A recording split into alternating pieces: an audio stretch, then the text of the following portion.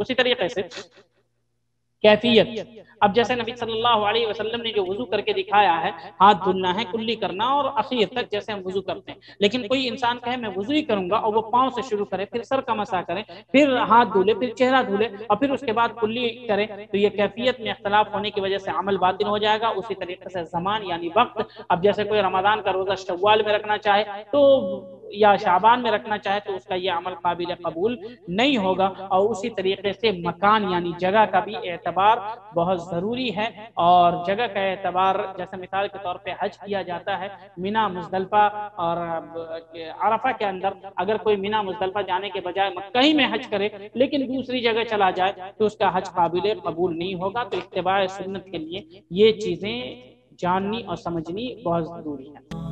اور مزید ویڈیوز کو دیکھنے کے لیے آپ ہمارے YouTube چینل کو سبسکرائب کریں۔ فجزاکم اللہ خیرا۔